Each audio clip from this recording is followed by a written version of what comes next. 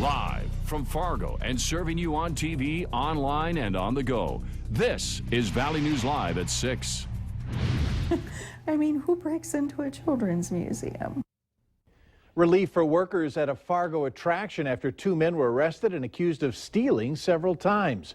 Good evening, everyone. Thanks so much for joining us tonight. The Children's Museum at Yunker Farm in North Fargo relies heavily on donations that have been disappearing multiple times since October. Staff members noticed missing money and broken windows. With police help, Justin Eback and Richard Langseth were arrested last night on felony burglary charges. Valley News Team's crime and safety reporter Nicole Johnson explains the impact. It's just been a labor of love. They weren't able to get in. Children's Museum Director Yvette Nassett. But this is the window right over here by Molly Moo. Says the biggest thing they have lost is their sense of security. This is the aftermath of the latest break-in. I'm emotional because it just bothers me that, someone would take advantage of our goodwill. The thieves broke in numerous times and only got away with a couple $100 in coins from this coin funnel and cash from the donation box. That's terrible.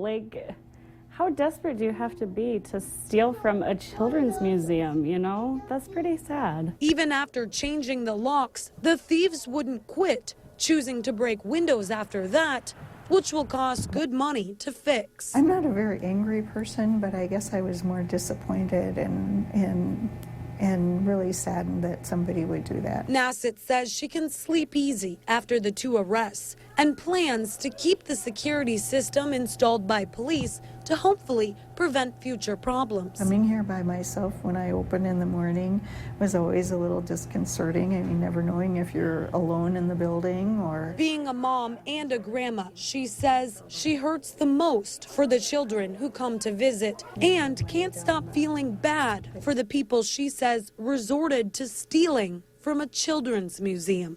Nicole Johnson, Valley News Live. All the broken windows were custom made and original to the building. Nassett says with Giving Hearts Day on Thursday, if you wish to donate, they could really use the help to pay for new windows. We've learned more about the Enderlin, North Dakota man that was gunned down over the weekend. Court documents say that nearby surveillance video shows that the victim's 2-year-old relative was nearby when the shooting happened. They also say there were two males in a vehicle which was parked a short distance away. But because of the ongoing investigation, the Ransom County Sheriff could not comment on the vehicle or whether they're looking for others. Now, court documents also indicate that 28-year-old Paul Miller did admit to multiple family members that he was responsible for shooting Billie Holiday and wished to turn himself in. Miller faces murder and reckless endangerment for discharging a firearm near a young child charges. We spoke with Miller's family today to see if they know why Miller would shoot Holiday. Miller's stepmother says they're going through a tough time, and there is more to the story, but did not want to comment anymore. The wind has died down, but did we hear there's another chance of snow? Let's head to Hutch Johnson for the latest. Hutch? Thanks so much, Andrea. As we take a look outside right now, things are fairly quiet. The temperature not too bad. It's a little on the cool side and gray out there. A look off to the west, we're seeing a few fall streaks coming from those clouds out there.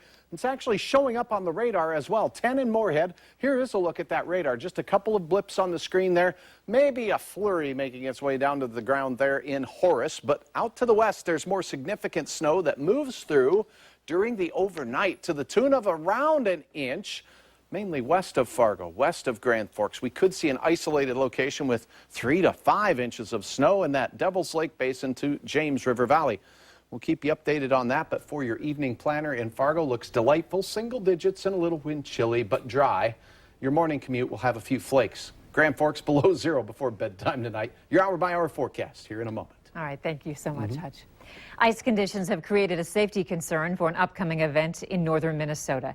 Cass County Sheriff Tom Birch says vehicles will not be allowed on Walker Bay on Leech Lake for the annual Eel Pout Festival. The event is scheduled for February 18th through the 21st. Sheriff Birch says there's a large volume of vehicle traffic expected, and that is creating a safety concern. Vehicle traffic will be restricted to snowmobiles and Class 1 and 2 ATVs. Currently, no other motorized vehicle traffic will be allowed during the event. The Eel Pout Festival event director says these restrictions could be lifted depending on the ice conditions and that an ice check will be conducted on Friday. Top DFL lawmakers in Minnesota are calling on the legislature to raise funding to combat terror recruitment after reports surfaced that there was not much money allocated. This video, released on New Year's Day by a Somali terror group, shows a number of Minnesotans who have left the United States to fight with them. House DFL leaders call the current funding level woefully inadequate and want an additional $2 million from the state to fight terror recruitment among the younger populations. Right now, the DFL caucus reports the Countering Violent Extremism program in Minnesota has only about $896,000, with more than half of that made up by private donations. Last December, the United States Congress passed a $1 trillion omnibus spending bill, and it was signed by President Obama, setting aside $50 million to fight violent extremism nationwide. In his proposal announced today, Minnesota Governor Mark Dayton says he wants all state employees to have 6 weeks of paid parental leave. In the proposal, Dayton says both mothers and fathers would qualify for benefits. Dayton says it would save new parents an average of nearly $6,200 in wages. More than 35,000 state employees would be eligible for the paid parental leave benefits, something Dayton says would make the state a more competitive employer as well. Minnesota would join just 3 states that offer paid leave if the legislature approves it. California, New Jersey, and Rhode Island currently offer those benefits. United Blood Services is adding restrictions to blood donors who have recently traveled because of the Zika virus scare. Earlier this month, the World Health Organization declared an international emergency over the explosive spread of the mosquito-borne virus, which is linked to birth defects. United Blood Services is asking those who have traveled to the Caribbean, Mexico, or Central or South America not to donate blood for 28 days after leaving those areas as a precaution. This new restriction is expected to reduce the number of donors by about 2%. The survival rate for sudden cardiac arrest with brain function is just over 8%. So by all rights, one Fargo man should not still be here. But his wife was able to perform CPR and save him. Valley News Team's Bradford Eric talks with a couple about how they made it through that horrific day. There are still times when I think, oh man, I died. Patrick Schultz shouldn't be in front of a room filled with applause as his wife is honored with a life-saving award. We've had our tears, don't get us wrong. We've had our times where we just stand and cry because there's no words to express that experience. It was Black Friday last November when Patrick and Annette were working out at the YMCA. Patrick says he just felt really tired. They came home and he flopped onto the couch. Patrick was on the couch kind of hyperventilating and said, do I need to call 911? And he's like, yes, you better. So as Annette is calling, Patrick starts turning blue and not breathing. It was a sudden cardiac arrest. As I've described it, as probably one of the most horrifying things to ever go through. This dispatcher was walking Annette through CPR over the phone until emergency crews arrived. Annette was doing chest compressions on her husband. It was surreal. I think that's the word I used often that night, is just hard to believe it was actually happening. Patrick was taken to the hospital, stabilized, put into a hypothermic state to save his brain, and then woke up 3 days later. He's alive. that is much of it. It's a sense of gratefulness. Both of them are all smiles as they look back on that Friday. Annette says it's because they made it through together. Patrick says it's changed his outlook. I had a funny thought the other day. What if I got yelled at by this customer? You know, I thought, big deal, I've already almost died. You know, so there's those types of thoughts. To look back and say, wow, all these things could have happened but didn't happen. You just have to laugh and thank God that it's all good. Bradford Eric, Valley News Live.